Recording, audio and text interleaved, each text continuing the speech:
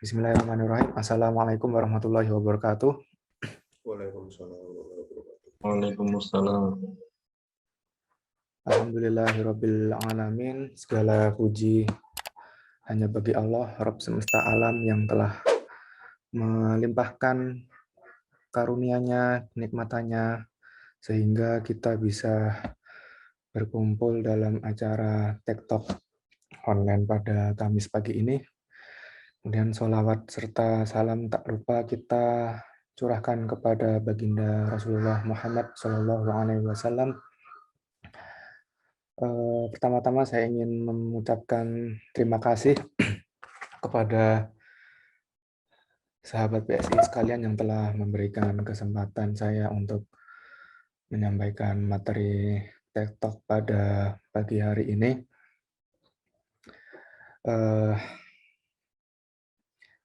TikTok pada pagi hari ini mungkin tidak ada hubungannya dengan pengembangan perangkat lunak, karena saya mungkin baru terjun ke dunia developer, mungkin baru ya dimulai ketika saya gabung di BSI, dan saya rasa teman-teman sahabat BSI sekalian mungkin lebih berkapasitas untuk menyampaikan materi tersebut. Yang akan saya sampaikan itu berhubungan dengan background pendidikan saya, yaitu elektronika instrumentasi, dan juga berhubungan dengan isu nasional atau isu dunia bahkan yang terjadi setahunan belakang ini. Pada awalnya saya ingin membahas agak mendalam tentang genus, karena seperti yang kita semua tahu, saat ini di berbagai fasilitas publik atau tempat umum sudah menggunakan alat genus ini untuk melakukan deteksi adakah orang yang membawa virus corona atau tidak. Dan ya, dari berita yang terbit tanggal 20 April ini udah ada 8 bandara yang menggunakan genus, dan setelahnya sudah jauh lebih banyak lagi fasilitas umum yang menggunakan genus ini. Genus sendiri sudah terbit hak patennya, jadi sudah diakui dan sudah mendapatkan izin edar dari Kementerian Kesehatan.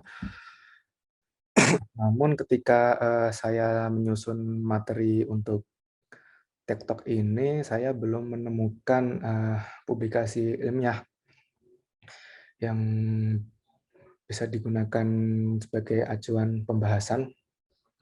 Sejauh yang saya lakukan riset, belum ada jurnalnya atau semacam publikasi seperti itu, ya, sehingga saya tidak bisa melakukan pembahasan tentang genus ini lebih detail.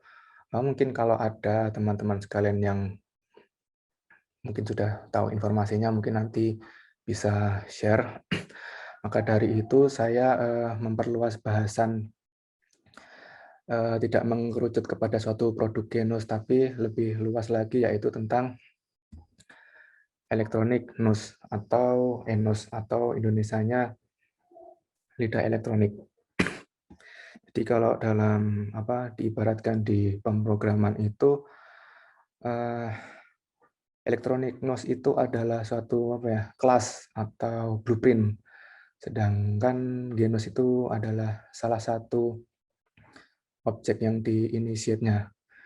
Dan juga produk dari elektronik nus itu tidak hanya genus, tetapi juga banyak produk lain yang digunakan, misal untuk mendeteksi adanya kandungan formalin dalam bahan makanan, lalu digunakan untuk mendeteksi adanya kandungan babi, dan lain-lain. Oke, mungkin kita mulai dari apa hidung. Hidung secara umum, hidung pada manusia atau mungkin mamalia adalah indera penciuman yang berfungsi untuk mendeteksi berbagai macam bau atau aroma. Pada manusia sendiri terdapat 3 bagian untuk urusan penciuman ini.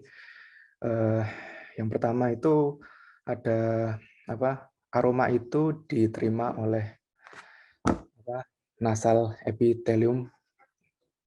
Kemudian rangsangan aroma tersebut diteruskan oleh olfactory bulb menuju bagian dari otak, yaitu olfactory cortex. Sehingga pada olfactory cortex itu bisa ditentukan atau dikenali jenis bau atau aroma yang diterima. Kemudian electronic nose sendiri, definisi dari electronic nose sendiri adalah instrumen yang prinsip kerjanya itu mengikuti atau meniru prinsip kerja dari hidung manusia untuk mendeteksi berbagai karakteristik aroma atau bau. Electronic nose sendiri terdiri dari larik sensor yang bisa sensitif, bisa menghasilkan refleks terhadap rangsangan bau, yang kemudian rangsangan tersebut diteruskan menuju ke tahapan lain untuk dilakukan identifikasi, perbandingan, kuantifikasi, klasifikasi aroma, atau mungkin secara garis besarnya dilakukan pengenalan aroma. Ya, ini ada diagram blok perbandingan hidung manusia atau mungkin mamalia secara umumnya dibanding dengan hidung elektronik. Pada hidung manusia ya, aroma itu ditangkap oleh lubang hidung, lalu setelah masuk lubang hidung ya ditangkap oleh syaraf-syaraf yang sudah saya sebutkan tadi, olfaktori segala macam tadi, kemudian diteruskan ke otak sehingga bisa diketahui aroma tersebut, jenis aromanya atau mungkin tingkat kepekatan aromanya. Sedangkan pada electronic nose, aroma itu diinjek atau dimasukkan ke dalam suatu wadah yang di dalam wadahnya itu terdapat sensor yang kemudian sensor tersebut menghasilkan sinyal yang diteruskan ke pemrosesan, ke prosesor, ke data prosesor, sinyal prosesor, kemudian dilakukan pengenalan pola sehingga bisa diketahui pola aroma tersebut.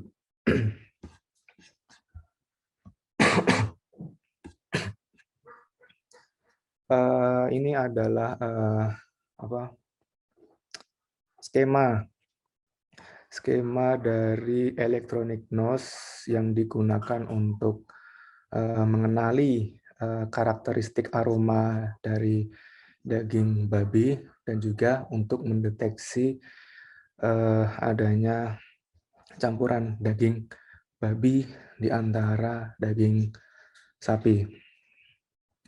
Ya, prinsip kerjanya secara umum electronic nose ya sama ya gitu-gitu aja. Cuma mungkin nanti variasinya itu ada di bagaimana aroma itu didapatkan, apakah harus dipanaskan atau tanpa dipanaskan zatnya itu sudah bisa mengeluarkan aroma, ya itu tergantung dari jenis sampelnya. Dan juga nanti variasinya ada di jenis sensor nanti mana yang sesuai untuk suatu sampel, dan kemudian variasi terhadap metode pengenalan polanya. Nah, kurang lebih berdasarkan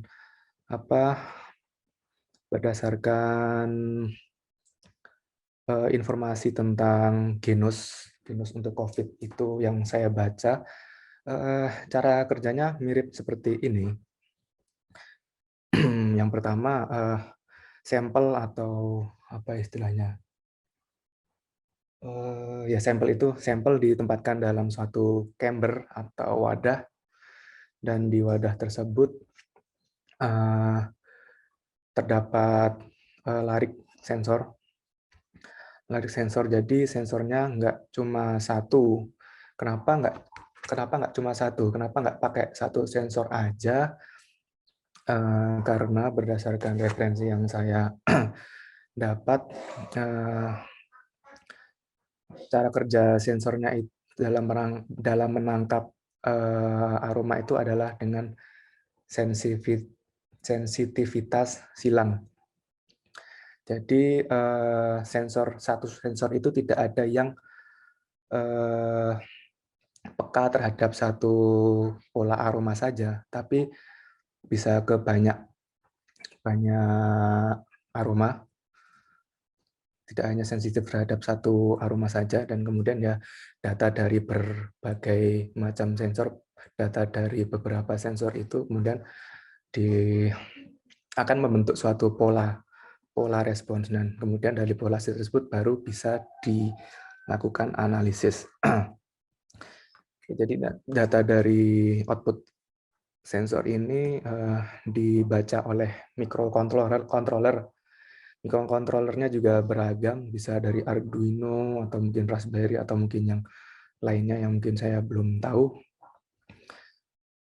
Dan juga selain dari menangkap aroma dari sampel, Electronic Nose juga menangkap udara netral yang digunakan sebagai referensi atau acuan. Jadi nanti ada perbandingan antara udara bersih dengan udara yang terdapat kandungan aroma sampel. Kemudian sinyal tersebut dihubungkan ke ini pakai laptop. Fungsinya itu untuk sebagai data logger. Jadi nanti perubahan respons sensor tersebut per detik dicatat di laptop atau komputer. Kemudian di laptop itu juga nanti dilakukan pra-pemrosesan agar data siap digunakan untuk dianalisis, dan kemudian dilakukan analisis pengenalan pola. Nah, ini salah satu ini adalah cuplikan dari gelombang yang dihasilkan dari sensor Electronic Nose. Sejauh yang saya tahu, sensor Electronic Nose itu dia itu respons terhadap aroma adalah dengan mengalami perubahan hambatan atau resistance. Nah, jadi ini awal mula itu ada baseline. Jadi di baseline itu yang dideteksi oleh sensor adalah udara netral, udara yang bersih, yang tidak terkontaminasi sampel. Kemudian sampel mulai diinjekkan ke dalam chamber yang berisi sensor. Nah, kemudian sensor tersebut mulai bereaksi dan sinyal resistansnya ini berubah naik. Kemudian hingga mencapai puncak ini, hingga mencapai resistans maksimum ini, lalu turun karena aromanya sudah lewat. Jadi perlahan turun dan menuju ke baseline lagi.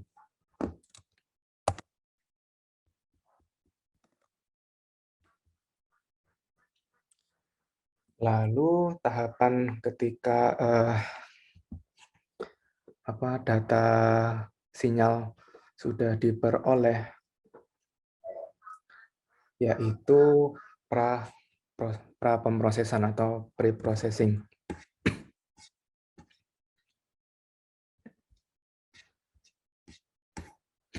Tujuan dilakukan pra pemrosesan ini adalah untuk mengekstrak informasi yang relevan dari respon sensor dan mempersiapkan data tersebut agar dapat dianalisis lebih lanjut menggunakan metode pengenalan pola.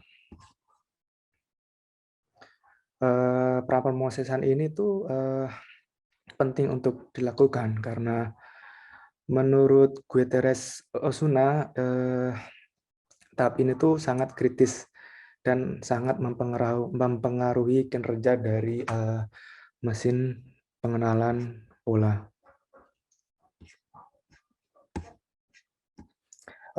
Ada beberapa metode atau cara pra pemrosesan, namun yang saya tampilkan, yang saya tunjukkan pada Tech Talk kali ini adalah metode baseline manipulation. Jadi pada grafik sebelah kiri itu adalah respon sensor sebelum dilakukan pra pemrosesan. Kemudian yang sebelah kanan itu respon sensor setelah dilakukan pra pemrosesan. Jadi prinsip kerja baseline manipulation itu dia mengacu kepada respons referensinya atau baseline-nya yang sudah saya jelaskan tadi, pada mungkin mengacu aroma dari suatu sampel itu diacu kepada aroma udara netral. Kemudian ya metode baseline manipulation ini mempunyai kelebihan, yaitu dapat mengeliminasi kesalahan seperti efek penyimpangan karena baseline yang berbeda-beda dari setiap sensor. Ya, karena memang tiap sensor itu karakternya beda, jadi responsnya juga beda. Ini grafik respons dari 3 buah sensor.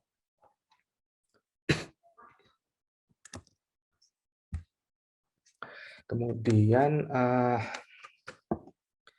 tahapan yang selanjutnya yaitu feature extraction atau ekstraksi ciri.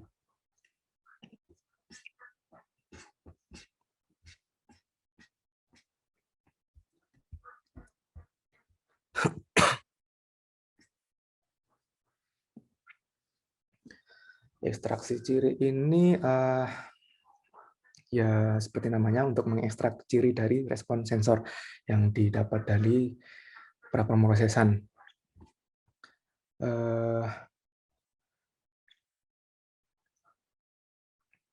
Sama seperti pra pemrosesan, proses ekstraksi ciri ini juga berpengaruh terhadap kinerja dari mesin pengenalan pola.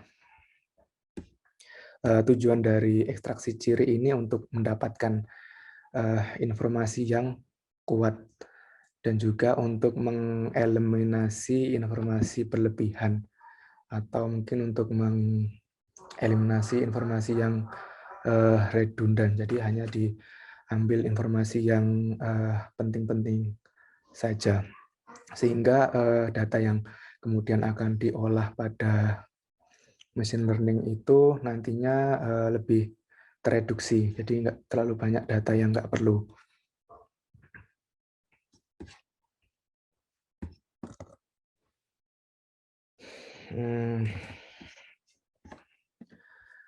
Pada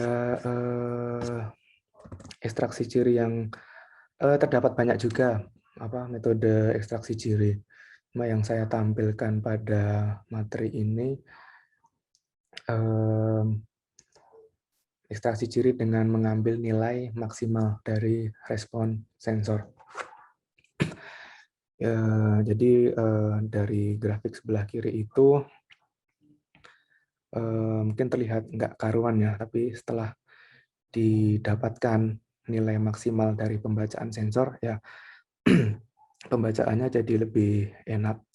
Bisa diketahui karakter dari sensor itu berdasarkan nilai maksimal dari pembacaan sensor.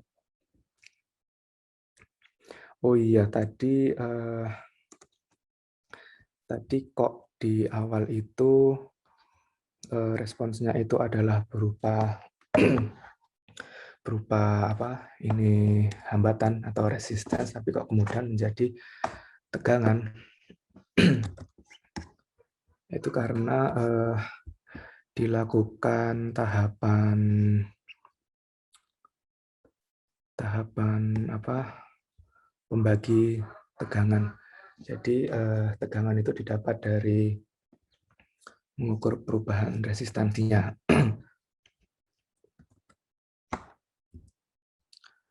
Lalu setelah didapatkan ciri yang khas dari suatu aroma, tahapan yang selanjutnya yaitu melakukan pengenalan pola atau pattern recognition. Jadi yang diharapkan dari pattern recognition ini adalah didapatkan karakter atau pola aroma yang unik, sehingga kita bisa tahu bahwasanya aroma A dengan aroma B itu berbeda, dan juga ketika sudah mengetahui pola aroma dari suatu sampel, kita bisa kemudian mendeteksi sampel tersebut, misal ketika dicampurkan dengan zat lain. Salah satu cara dari pengenalan pola yaitu menggunakan machine learning, karena mungkin sudah era sekarang, jadi bisa melakukan pembelajaran sendiri.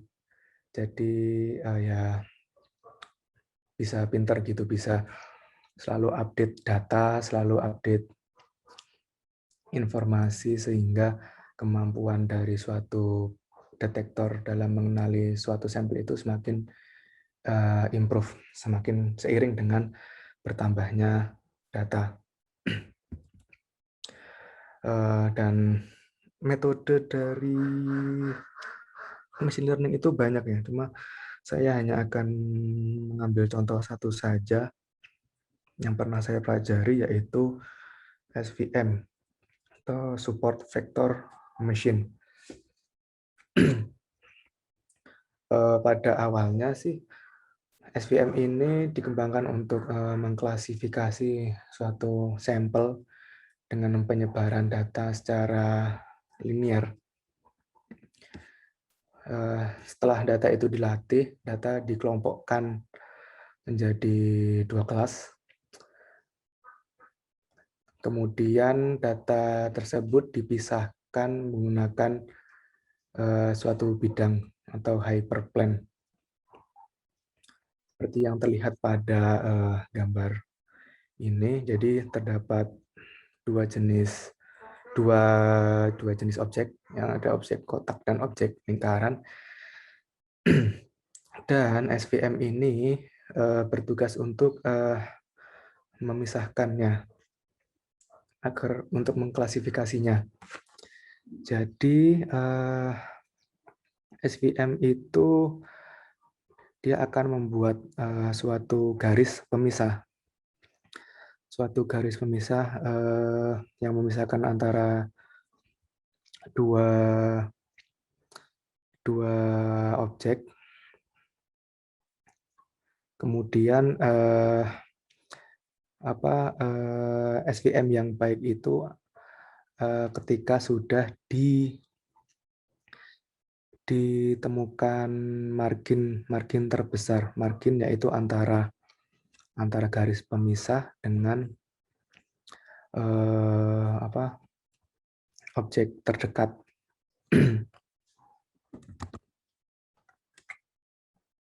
Nah, tadi pada slide sebelumnya disebutkan bahwa SVM itu adalah sebuah classifier linear.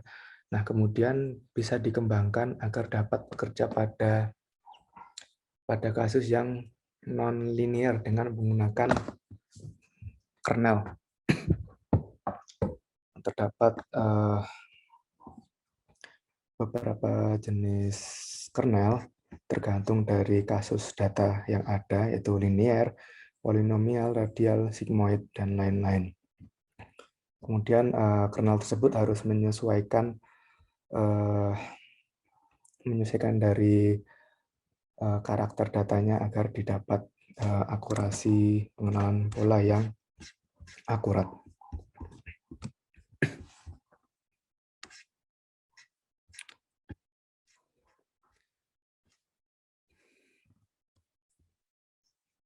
Lalu masalah pada SVM ini biasanya terdapat kasus overfit.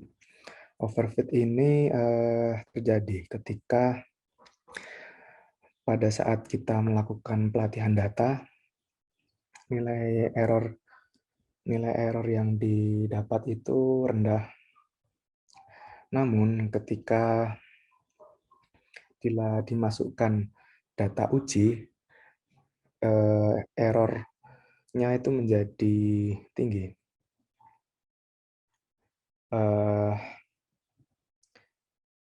Overfitting itu terjadi karena fitur yang kontribusinya rendah itu ikut dimasukkan dalam klasifikasi. Jadi tadi beberapa proses ke belakang, yaitu ada ekstraksi ciri. Nah, itu diantaranya untuk menyeleksi fitur-fitur yang mungkin tidak terlalu mencerminkan, merepresentasikan dari ciri aroma. Karena informasi ciri yang tidak terlalu signifikan kontribusinya itu hanya akan menyebabkan overfit. Jadi kasus overfit ini ketika kita mentrain suatu data dari pembaca respons itu, akurasinya itu setelah dilatih, akurasinya itu menjadi tinggi. Kemudian ketika dilakukan pengujian kok ternyata akurasinya jeblok. Seperti itu.